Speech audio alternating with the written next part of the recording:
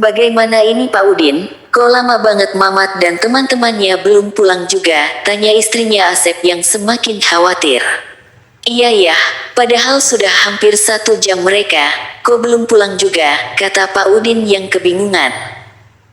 Ya sudah kita sabar saja dulu, tunggu sampai 10 menit lagi, kalau mereka belum pulang juga, biar saya susul, tegas Pak Udin yang ingin menenangkan sedikit hati istrinya Asep.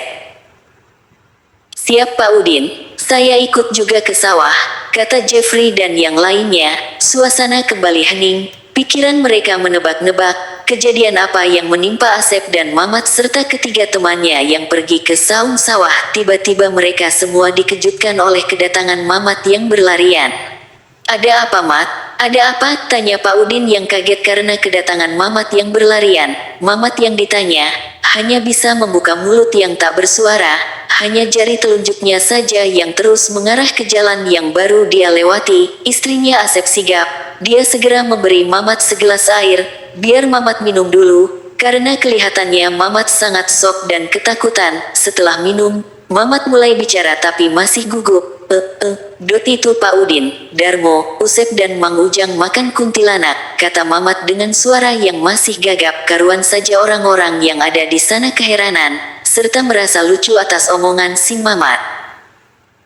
Aduh Mat, yang bener dong ngomongnya, masa Darmo makan kuntilanak? Coba Geh tarik napas panjang dulu biar tenang, suruh Pak Udin pada Mamat. Mamat menuruti perintah Pak Udin, dan ketika Mamat mau bicara, datang Darmo yang disusul oleh Usep.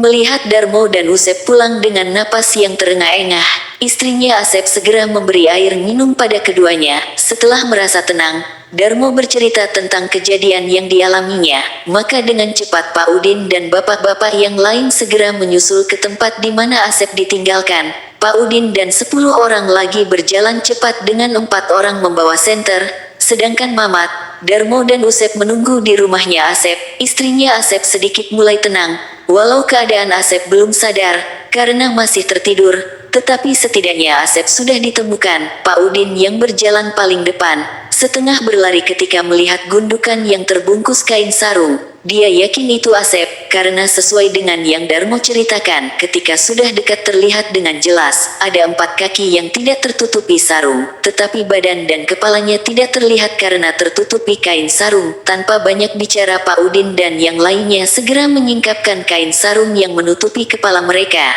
tetapi kain sarung susah terbuka, karena ada yang menahan di dalam. Ampun kuntilanak, jangan makan aku, ucap suara dalam sarung. Karuan saja Pak Udin dan bapak-bapak yang lain kaget bercampur ingin ketawa mendengar suara dalam sarung itu, dan mereka semua sangat hafal dengan suaranya, kalau itu suaranya Mang Ujang. Mang Ujang, aku Pak Udin, mau menolong Mang Ujang sama Asep, jelas Pak Udin pada Mang Ujang yang masih sembunyi dalam sarung.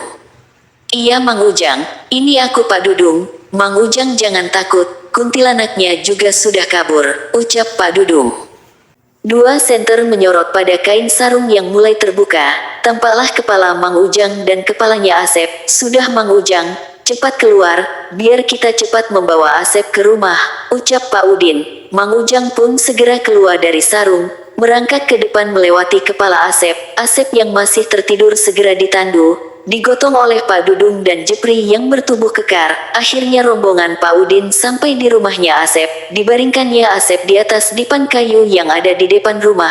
Semua orang memandang pada Asep yang berbaring, sedangkan istrinya duduk di samping Asep yang terus mengelus rambut Asep dengan sesekali menghapus air matanya yang keluar. Pak Udin dan bapak-bapak yang lain terus berupaya membangunkan Asep, tetapi mereka gagal, yang akhirnya memutuskan untuk memanggil Mbah Amo. Sambil menunggu Mbah Amo, mereka pun mendengarkan ceritanya Mamat, Darmo, Usep dan Mang Ujang, dari awal sampai di saung sawah.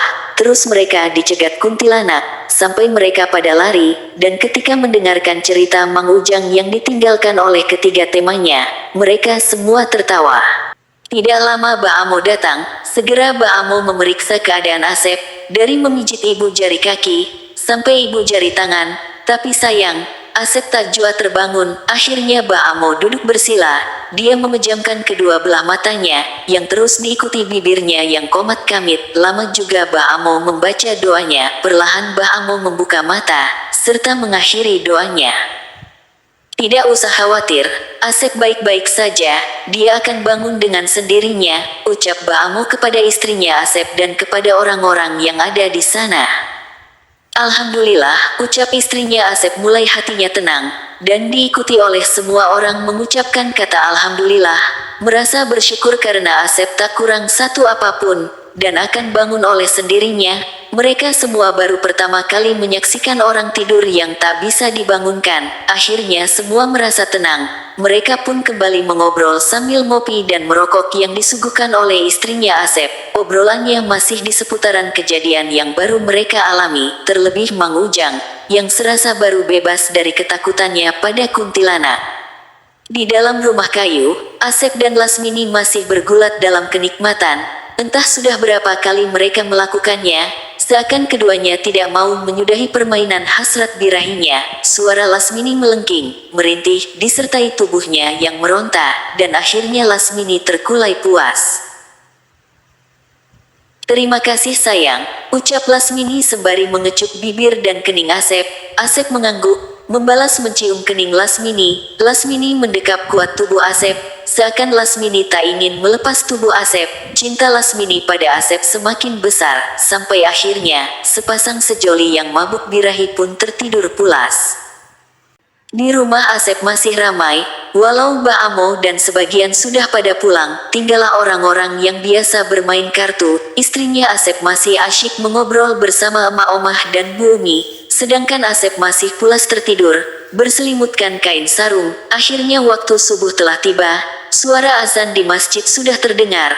Asep mulai menggeliat, dan akhirnya Asep terbangun. Dia kaget mendapati dirinya yang tertidur di depan rumah.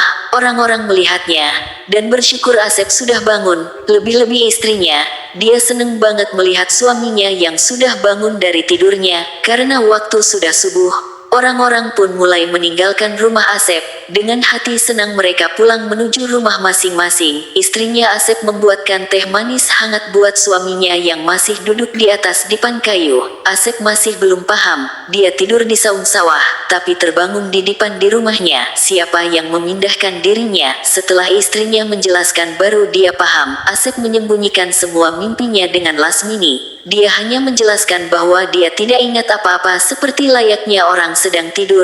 Istrinya Asep, Emak Omah hanya manggut-manggut saja, dan tidak mau banyak tanya pada suaminya. Bersambung.